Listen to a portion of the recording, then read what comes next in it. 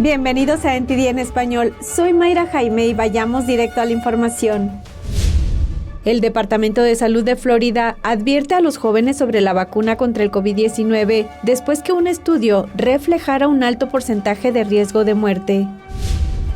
El ICE está brindando masivamente teléfonos celulares a inmigrantes ilegales. Dicen que de esa forma pueden rastrearlos. El New York Times defendió a una empresa de software electoral y ahora tuvo que actualizar su artículo después que el director de la empresa fue acusado de robar y almacenar datos en servidores de China. Las páginas web de varios aeropuertos de Estados Unidos recibieron ciberataques de, al parecer, hackers prorrusos.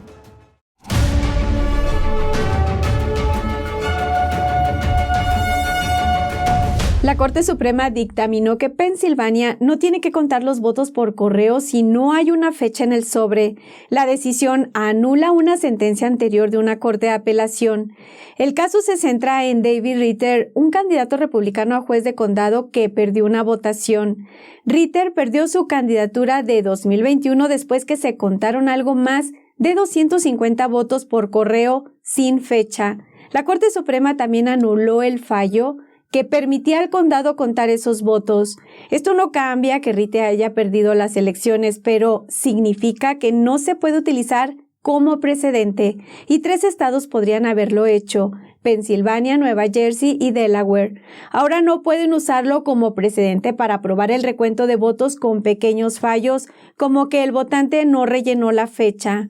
Y pasando a más información, el Departamento de Salud de Florida anunció nuevas recomendaciones sobre las vacunas ARNM de COVID-19 luego que un estudio descubriera un aumento del 84% en las muertes relacionadas con el corazón en hombres de 18 a 39 años durante los 28 días siguientes a la vacunación. Tenemos la historia. El Departamento de Salud recomienda que los hombres de 18 a 39 años no reciban la vacuna ARNM. Añadió que el beneficio de la vacunación es probablemente superado por el alto riesgo de muerte relacionada con el corazón entre los hombres de este grupo de edad. Además, dijo que los hombres de más de 60 años tienen un 10% más de riesgo de muerte relacionada con el corazón durante los 28 días posteriores a la vacunación con ARNM. El departamento sigue manteniendo sus recomendaciones para las vacunas pediátricas contra el COVID-19. Recomendó no utilizar la vacuna COVID-19 en niños y adolescentes sanos de 5 a 17 años, así como las vacunas para bebés y niños menores de 5 años. En una entrevista con Tucker Carlson en Fox News, el secretario de Salud de Florida, Joseph Ladapo, dijo: Nunca le darías algo a una persona joven y sana que incremente su riesgo de fallecer en un 84% por muerte cardíaca repentina. Sí, el COVID puede ser terrible, pero no le damos a la gente medicamentos que la maten. Twitter bloqueó la recomendación compartida por Ladapo. Más tarde, la restauraron tras las protestas del público. Ladapo dijo que muchos esperan que los eventos cardíacos adversos relacionados con las vacunas simplemente desaparezcan. Esto no va a desaparecer, es real y es importante, es decir, es sumamente importante. Un estudio publicado el año pasado en American Heart Association Journal Circulation afirmó que el riesgo general de miocarditis es mucho mayor inmediatamente después de contraer COVID que después de recibir una vacuna. Una excepción fueron los hombres menores de 40 años que recibieron una segunda dosis de la vacuna Moderna. Estos tenían un mayor riesgo de miocarditis tras la vacunación. El doctor Joseph Ladapo se graduó en la Facultad de Medicina de Harvard y fue investigador en la UCLA.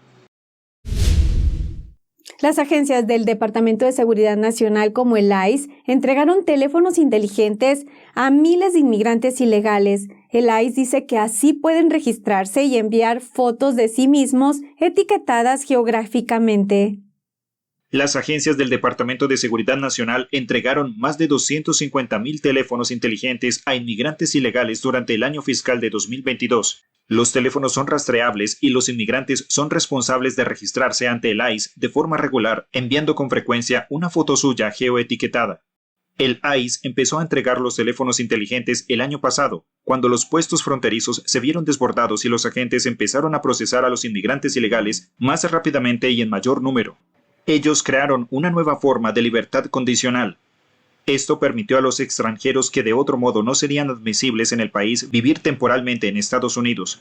Bajo este estatus de libertad condicional, los inmigrantes ilegales proporcionan a la patrulla fronteriza pruebas para una solicitud de asilo y se les permite la entrada sin ninguna condición previa, excepto una rápida comprobación de antecedentes en la base de datos de delitos de Estados Unidos. La Ley de Inmigración y Nacionalidad establece que, por ley, la libertad condicional se diseñó para utilizarse caso a caso y por razones humanitarias urgentes o de beneficio público significativo.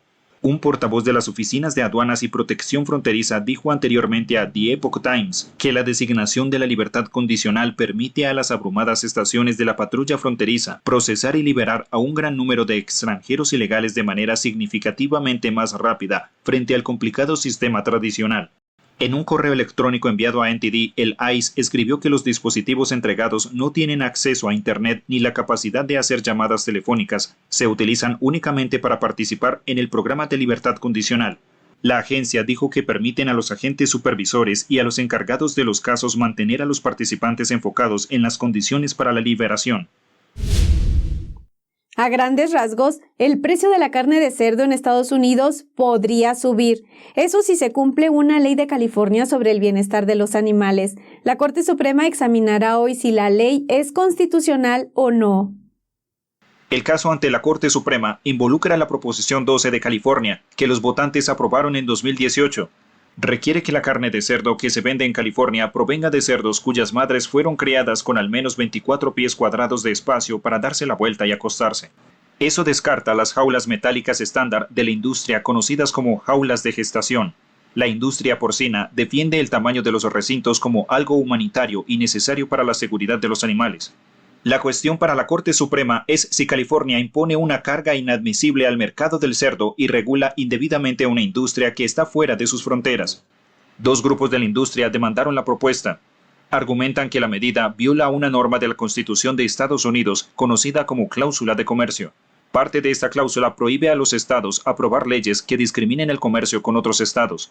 Afirman que, aunque los californianos consumen el 13% de la carne de cerdo que se consume en Estados Unidos, casi el 100% procede de cerdos criados fuera del estado. La mayoría de ellos no se cría en condiciones que cumplan las normas de la ley californiana. California produce solo el 0.1% de la carne de cerdo del país. Los grupos también dicen que es probable que toda la carne de cerdo tenga que cumplir las normas de California, independientemente de dónde se venda. Esto se debe a que los cortes de carne de varios productores se mezclan a menudo antes de venderlos. Calculan que cumplir con la propuesta 12 podría costar entre 290 y 350 millones de dólares a la industria. Hasta ahora las cortes inferiores estuvieron del lado de California y de los grupos de bienestar animal que apoyan la propuesta. Pero la ley aún no entra en vigor. La ley californiana también incluye a las gallinas ponedoras y a los terneros criados para carne de ternera. Exige que sean criados en condiciones que tengan suficiente espacio para tumbarse, levantarse y darse la vuelta libremente. Esas partes de la ley no se discuten en el caso. Ahora vamos a un breve corte y regresando le tendremos información sobre los hackeos a varios sitios web de aeropuertos estadounidenses. Ya regresamos.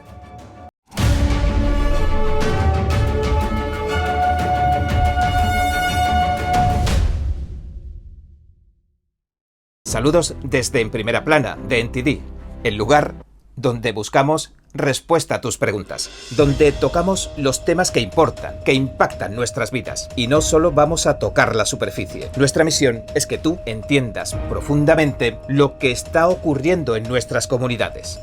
Estamos aquí para que no te pierdas lo importante. Míranos en YouTube y en Epoch TV de The Epoch Times en español de lunes a sábado a las 10:30 de la noche, hora del este. Te esperamos. Hasta pronto. Creo que informarse de verdad es más que solo conocer los hechos, es investigar, es buscar la verdad para ser libre. ¿Quieres saber más? ¿Quieres llegar a la fuente? Venga con nosotros al Descubierto, un programa donde no solo compartimos las noticias, sino que también vemos los hechos desde diferentes ángulos y de manera imparcial.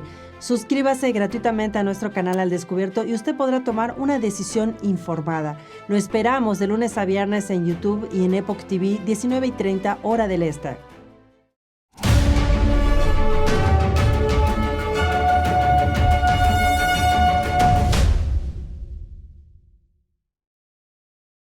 Hablando de elecciones, el New York Times actualizó un artículo sobre una empresa de software electoral después de que acusaran al director ejecutivo de la empresa de robar datos y almacenarlos en servidores en China. Veamos.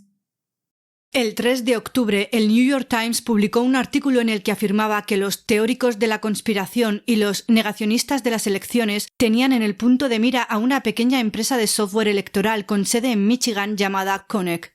Al día siguiente, el fiscal del Distrito de Los Ángeles presentó cargos contra el director general de Connect, Eugene Yu. Se le acusa de robar y almacenar datos de los trabajadores electorales del condado de Los Ángeles en servidores de China. Yu fue detenido en Michigan. El artículo del New York Times se centró en un grupo de integridad electoral llamado True the Vote. El artículo los califica como negacionistas de las elecciones y decía: utilizando pruebas escasas o ninguna en absoluto, el grupo sugirió que una pequeña empresa estadounidense de software electoral, Connect, tenía vínculos secretos con el Partido Comunista Chino y había dado al gobierno chino acceso por la puerta trasera a los datos personales de 2 millones de trabajadores electorales en Estados Unidos. El autor, Stuart A. Thompson, concluyó que las acusaciones del grupo, cito, demuestran cómo los negacionistas electorales de extrema derecha también están prestando más atención a empresas y grupos nuevos y minoritarios. Tras la detención del director general de Connect, el New York Times añadió una nota del editor a su artículo. La nota dice: en las comunicaciones con el Times para este artículo, ni el señor Yu ni un portavoz de Connect dijeron que la empresa fuera objeto de una investigación. También afirmaron que todos los datos de la empresa estaban almacenados en servidores de Estados Unidos. El Times sigue informando sobre esta historia. Faltan pocas semanas para las elecciones de mitad de mandato y los californianos están hartos de la delincuencia que asola al estado. Una coalición de grupos espera recuperar la ley y el orden. Varios líderes comunitarios se pronunciaron en contra de lo que denominan políticas blandas contra el crimen de California. Durante una conferencia de prensa, Carl Chen, presidente de la Cámara de Comercio China de Oakland, recordó un incidente en el que alguien lo atacó en público. Cuando pasamos por todo el proceso, aunque no lo crean, en la sentencia había unas 30, 40 personas que vinieron al juzgado y adivinen qué, estaban apoyando al agresor. Chen dijo que más tarde recibió una llamada de un periodista del New York Times. Dijo que hay un grupo de personas que están haciendo un GoFundMe para mi atacante, quien cometió el crimen. Entonces voy y lo compruebo. Oh, Dios mío, ¿estás bromeando? Así que lo que quiero decir es que cuando la gente sigue hablando de lo siento mucho, estás cometiendo crímenes, pero cuando sales y los apoyas, les envías el mensaje equivocado. Según las estadísticas publicadas por el FBI, el país reportó niveles similares de crimen entre 2020 y 2021. Alrededor de 11 millones de delitos reportados. Eso es un aumento del 5.6% respecto a 2019. Tengo una experiencia personal en China y viví la revolución cultural en la década de 1960. Y lo primero que la Guardia Roja entra y destruye el orden social básico, fundamental. Elimina la ley y el derecho general. Así que se crea la anarquía en China. Y esa es una experiencia horrible. Yo era un niño muy pequeño y lo recuerdo muy bien. A principios de este año, 2 fiscales de distrito que enfrentaron destituciones lideradas por las bases fueron criticados por su indulgencia con la delincuencia. La seguridad pública es una prioridad muy importante en cualquier sociedad. Tan simple como eso. Tenemos que encontrar el equilibrio y no podemos ir al extremo. Al fin y al cabo, todo el mundo tiene que tener la confianza de que podemos volver a casa sanos y salvos después de un día de trabajo o de escuela. Animan a la gente a elegir funcionarios que puedan recuperar ese equilibrio. Y en Tennessee, el Centro Médico de la Universidad de Vanderbilt suspendió todas las cirugías de transición de género en menores. Esto sucede luego que los legisladores de Tennessee les pidieron que dejaran de realizar cirugías irreversibles en niños. Los videos publicados recientemente sobre las cirugías transgénero en menores del Centro Médico de la Universidad de Vanderbilt generaron preocupación entre el público. Matt Walsh de The Daily Wire, quien tuiteó los videos, dijo que obtuvo los siguientes videos del canal de YouTube de psiquiatría de Vanderbilt, los cuales fueron borrados posteriormente. We have some individuals who have started gender-affirming hormones at 13 or 14. If they are 16, 17, here at Vanderbilt, if they have been on testosterone, have a parental consent, we're able to do a lot of the top surgeries for those patients. Los miembros de la legislatura de Tennessee intervinieron enseguida y enviaron al centro médico una carta firmada por 62 legisladores del estado. Los legisladores dijeron que estaban consternados al enterarse de las declaraciones presuntamente hechas por el personal de Vanderbilt, amenazando con acciones contra los empleados que se opongan a realizar cirugías transgénero debido a sus creencias religiosas. Esta fue una aparente respuesta de lo que dijo la doctora Ellen Clayton, profesora de pediatría de Vanderbilt. Saying that you're not going to do something because of your conscientious, because of your religious beliefs, is not without consequences. If you don't want to do this kind of work, don't work at Vanderbilt. Y el viernes, el Centro Médico de la Universidad de Vanderbilt cumplió con las peticiones de los legisladores. En una carta, el centro médico accedió a suspender las cirugías de transición de género en menores, mientras revisan las nuevas pautas sobre este tipo de cirugía de la Asociación Profesional Mundial para la Salud Transgénero. Dijeron que la revisión podía llevar varios meses. En la carta se aclara que las políticas del Centro Médico de la Universidad de Vanderbilt permiten a los empleados solicitar una adaptación para ser eximidos de participar en cirugías que consideran moralmente objetables. Tras el anuncio del centro médico, Matt Walsh tuiteó: "La lucha está lejos de terminar, pero esto salvará a los niños de la mutilación y el abuso". Se espera que los siguientes legisladores de Tennessee aborden esta cuestión durante su próxima sesión legislativa que comienza el 10 de enero de 2023. Este lunes, hackers desconectaron los sitios web de varios aeropuertos de Estados Unidos. Las autoridades dijeron que los ciberataques no afectaron las operaciones de los vuelos. Los aeropuertos de Atlanta, Chicago, Nueva York, Los Ángeles y Denver informaron que están fuera de Internet. Los gestores de los aeropuertos dijeron que se notificó de los ataques al FBI y a la Administración de Seguridad en el Transporte. De acuerdo con una empresa estadounidense de ciberseguridad, un grupo de hackers prorrusos conocidos como Killnet fue el responsable. El grupo publicó en Telegram un mensaje para realizar ataques de denegación de servicio contra varios objetivos, incluida una lista de aeropuertos estadounidenses. Este tipo de ciberataque satura un sitio web y hace que se congele o colapse. Aunque no son una amenaza grave para la seguridad, se utiliza para causar molestias y llamar la atención del público. Vamos a un breve corte, pero antes quiero aprovechar para recordarle que se suscriba a nuestro canal de NTD en español y active la campanita para recibir notificaciones. Suscríbase a Epoch TV si aún no lo ha hecho. Ingrese a es.theepochtimes.com, donde encontrará el mejor contenido en español y sin censura. Regresamos.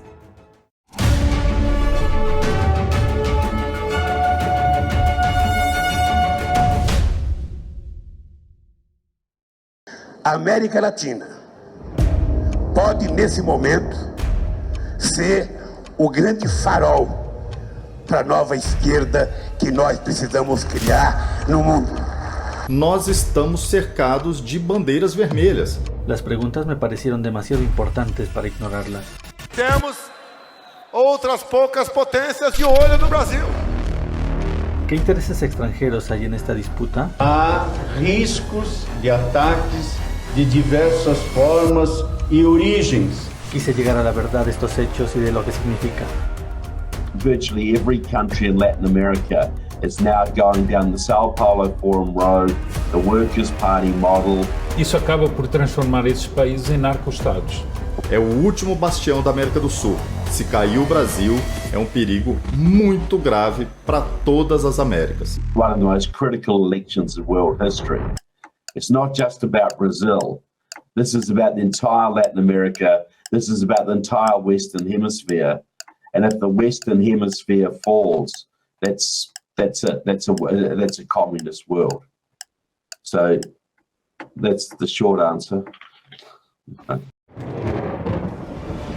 Los expertos dicen que lo que pasa en China termina pasando en el resto del mundo. Pero ¿qué pasa en China realmente? Pocos se animan a contarlo. Censura y ocultamiento, persecución de creencias, vigilancia extrema y crédito social. Mírelo antes en China en Foco y entérese de primera mano de noticias que le gustaría saber antes que nadie. Mírenos en YouTube y en Epoch TV del Epoch Times en español, de lunes a viernes a las 7 de la tarde, hora del este.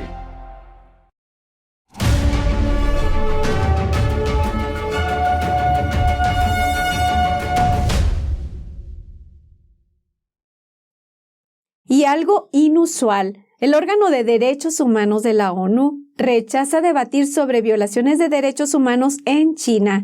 Esta es la información que nos trae Julián Bertone. Adelante, Julián. El órgano de derechos humanos de la ONU se negó a debatir sobre las violaciones a los derechos humanos en China y la represión contra los uigures en la provincia de Xinjiang. Miremos los detalles. En una medida poco habitual, el Consejo de Derechos Humanos de la ONU rechazó el jueves pasado una moción para celebrar un debate sobre las presuntas violaciones de los derechos humanos cometidas por China contra uigures y otros musulmanes en Xinjiang. Esta sorprendente victoria de Beijing fue recibida con un estallido de aplausos tras el anuncio del resultado en la abarrotada sala del Consejo con sede en Ginebra. Es la segunda vez en los 16 años de historia del Consejo que se rechaza una moción, y los observadores la consideran un revés, tanto para la autoridad moral de Occidente en materia de derechos humanos como para la credibilidad de las propias Naciones Unidas. Los embajadores de Estados Unidos, Canadá y Gran Bretaña fueron algunos de los países que presentaron la moción. La embajadora de Estados Unidos, Michelle Taylor, y el embajador del Reino Unido, Simon Minley, defendieron la necesidad del escrutinio. No country represented here today has a perfect human rights record. No country, no matter how powerful, should be excluded from council discussions. This includes my country, the United States, and it includes the People's Republic of China. We are here to discuss the most serious human rights violations and abuses wherever and by whomever they are committed. There can be no doubt about the gravity and the scale of what has been reported in Xinjiang warrants such a debate. El 31 de agosto, la Oficina de Derechos Humanos de la ONU hizo público un informe largamente retrasado en el que se constataban graves violaciones de los derechos humanos en Xinjiang que podrían constituir crímenes contra la humanidad, y eso aumentó la presión sobre China. Pero el enviado de China advirtió antes de la votación que la moción crearía un precedente para examinar el historial de derechos humanos de otros países.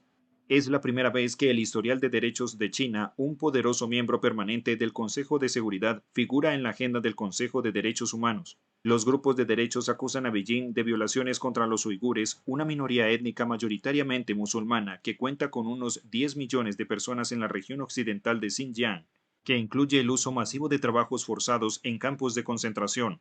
Estados Unidos acusa a China de genocidio, pero el Partido Comunista Chino niega enfáticamente cualquier abuso. La libertad religiosa es un tema que está tomando cada vez más relevancia, especialmente en países hispanos como Nicaragua, en donde el régimen de Daniel Ortega ha emprendido una serie de arrestos contra sacerdotes en el país.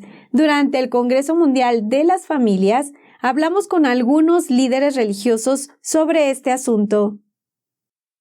En el 14º Congreso Mundial de las Familias en México, un tema clave fue la importancia de la libertad religiosa. Uno de los ponentes fue el cardenal alemán Gerhard Müller, quien dijo que era un derecho fundamental que hay que respetar. La libertad religiosa es fundamental porque toca a la conciencia del hombre, en el cual el hombre es inmediatamente vinculado con Dios, y el hombre no es un siervo del Estado, de una ideología, de un partido comunista o fascista. La situación de la libertad, de la dignidad humana, de la libertad de la conciencia no es muy mal solo en estos países de las dictaduras comunistas o en los países islámicos, pero también en nuestras democracias del Oeste, ¿no? Uno de los ejemplos más notables es la situación en Nicaragua, en donde la dictadura de Daniel Ortega ha atacado fuertemente a la Iglesia Católica y emprendió una serie de arrestos contra líderes religiosos. Organizaciones como Citizen Go han lanzado iniciativas para unificar a toda Latinoamérica en un pedido para luchar contra las libertades que se están violando en Nicaragua. Minar estos derechos fundamentales de las personas es atentar contra la democracia. Y entonces hemos visto en los últimos años cómo ellos van endureciendo la postura, y frente a ello vimos la necesidad de que pudiéramos levantar la voz a nombre de nuestros hermanos nicaragüenses para defender sus derechos fundamentales. Según el cardenal Müller, es clara la situación de persecución en un régimen comunista, porque los valores y la moral son fundamentales para edificar una democracia. Es absolutamente claro que es una persecución de la Iglesia católica de parte de unos que se sienten comunistas o socialistas, que no respetan la libertad de los hombres. El Estado debe servir a los hombres. Los hombres no están aquí en el mundo para servir a los estados. Por su parte, el padre Agustín Rangel se refirió a este tipo de persecución como una forma abierta de maldad. El demonio, el padre de la mentira, existe. El demonio existe y no se habla. No se acostumbra ya tristemente a hablar de la existencia del demonio, que a través de distintas maneras, gobiernos anticlericales, que no creen en Dios, gobiernos ateos, está ahí presente él. También dijo que la fe es clave en medio de la persecución, porque aunque pueden quitarte todo lo material, nunca podrán arrancar la fe del ser humano. Y mientras algunos estados mexicanos despenalizaron el aborto, este domingo más de 1 millón de mexicanos marcharon a favor de la mujer, la vida y la paz en diversos estados del país. Más de 1 millón de mexicanos se reunieron en 30 estados y más de 100 ciudades de la República para el evento a favor de la mujer y de la vida por la paz. Para los organizadores, esta marcha tenía un mensaje claro y firme: apoyar y reafirmar su compromiso a las causas de la mujer, la protección de la vida humana y la paz en México. Este es el segundo año consecutivo que se realiza la marcha en el país. En Ciudad de México, más de 200,000 ciudadanos se congregaron frente al Auditorio Nacional de México hasta llegar al Ángel de la Independencia. La periodista y activista Liana Rebolledo dijo a NTD que el aborto no es la solución para los problemas de la mujer. Creo que es momento de que la gente sepa que el aborto es un negocio, que en el que únicamente están lucrando con el dolor de mujeres en un momento de desesperación, porque la sociedad les hace creer que un hijo estorba. La realidad es que no es así. Es el mejor regalo que te pueda dar la vida. La mayoría de manifestantes vistieron de blanco con pañuelos azules, llevando pancartas que decían: la vida se defiende, yo amo la paz, y por las mujeres y la vida.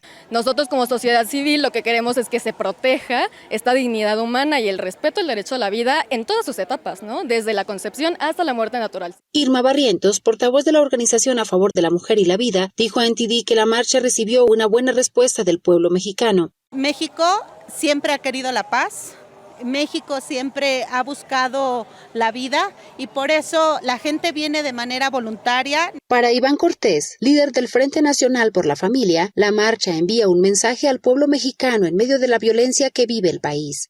Tenemos por un lado este ánimo fuerte de defender la vida y por el otro unas noticias terribles de lo que es un país cada vez más sumergido en una inseguridad muy fuerte. Esta segunda protesta nacional ocurre mientras 9 estados del país tienen legislaciones que reconocen el aborto hasta las 12 semanas de gestación. En lo que va de 2022, el Congreso de Sinaloa, Guerrero y Baja California han aprobado el aborto.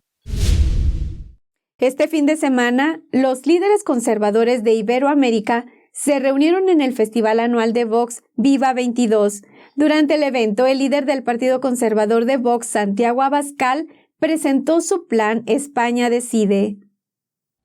El Partido Conservador Español, Vox, celebró este fin de semana el festival político anual Vox Viva 22, que contó con el apoyo de líderes conservadores de todo el mundo, incluyendo el expresidente de Estados Unidos, Donald Trump, el expresidente colombiano, Álvaro Uribe, y la expresidenta boliviana, Yanine Áñez.